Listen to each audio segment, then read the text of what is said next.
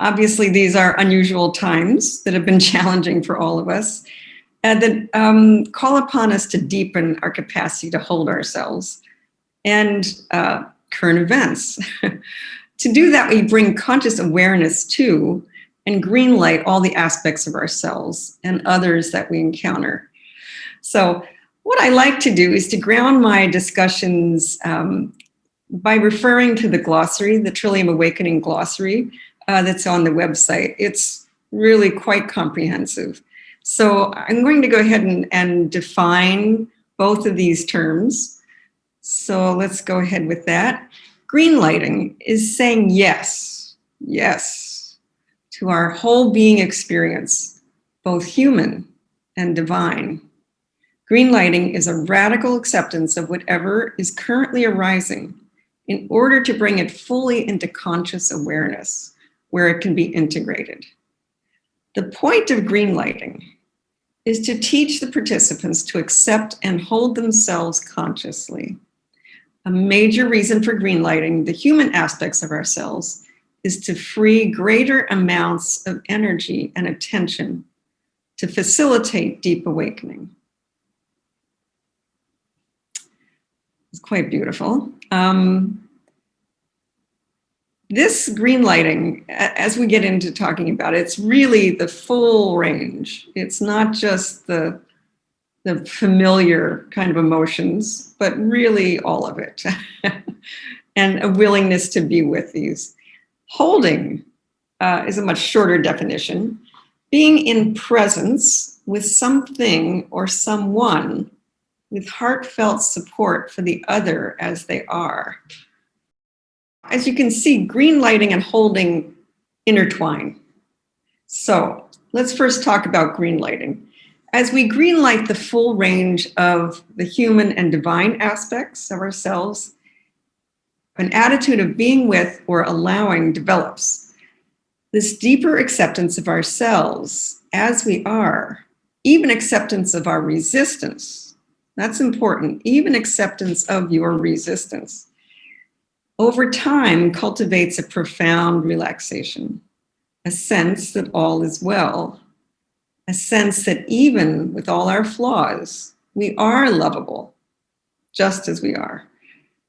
This green lighting allows the force of being to work in us, to bring us to our edges, and to reveal what areas have not been accepted, so as to bring them into conscious awareness. So we can accept them, so we can embrace them. This is the integration process that is referred to in the definition. So as we green light and hold ourselves, all these aspects of ourselves, I believe we also nurture our capacity to hold others. So it really works in tandem. As we can be there with an unconditional acceptance for the various aspects of ourselves, we deepen our capacity to do that for another. And that's really what these sittings are about. That sacred container of the unconditional holding and presence is what allows these edges to come forth, which allows parts of ourselves we may have denied or not want to look at or been uncomfortable with. Being in the presence of others, accepting and holding, allows that to come forth, to be held, to be integrated. I think of it as sort of coming into the light of day, really seeing it for what it is. During a sitting, we talk a lot about the whole body listening. And so what this means is we have an attitude of allowing the other person's full range of expression to be experienced not just by our minds, but allowing the vibration of what they say to impact us fully, to impact our emotional body. As we are both with them, with this unconditional acceptance, and with ourselves. So let's talk a little bit more about what that means. Some of you may know that I trained as a body-centered psychotherapist. I did a training in Rubenfeld Synergy it was a spin-off of Rubenfeld Synergy that was led by a person who I consider a very profound teacher, but it very much involved Gestalt work, Alexander Feldenkrais, but she also used art and nature, so dialoguing with these as well. And the work was grounded in what she called a trust in the fertile void, the not knowing, or spirit. She would call it also spirit. So we each have our own names for this, and in this work we call it presence, we call it consciousness, we call it this ground of being, the great mystery,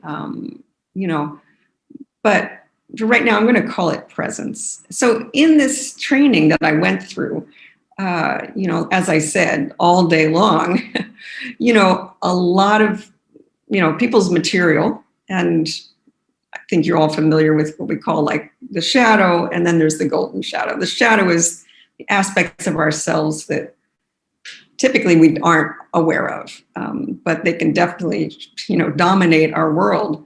We may notice a discomfort around things, but also the golden shadow is, people we may emulate, and we don't see that in ourselves. You don't see that we also have these remarkable qualities. So as the other people's shadow material would come to light in this unconditional container of acceptance here, we could all feel the relief as each person's material was often reflecting our own. It's often very universal. I mean, there's nothing new about that. During this training, as someone else might be crying or yelling or whatever, one of the trainers might just say, okay, take a moment, take a breath. Are you leaning in? Notice, and this is often very unconscious, that we'll tend to kind of lean in as someone's talking. We may start to feel a sense of concern. Our breathing might, start to get shallow because we can sense, oh, okay. So in my training, we, over time, we're constantly being called back to ourselves, to just be with ourselves and to know that all is well. All is unfolding as it needs to, that force of being. So often, when you're holding another, you may not be aware that you may be feeling triggered. That's a word, we might hear in the psychological world, but there is something in you that feels a sting. You feel like, oh, I feel caught. There's something here for me. So I just invite you to bookmark that, to notice that. That's something you can bring up in your own time, when it's your time to share, or bring it up with a teacher.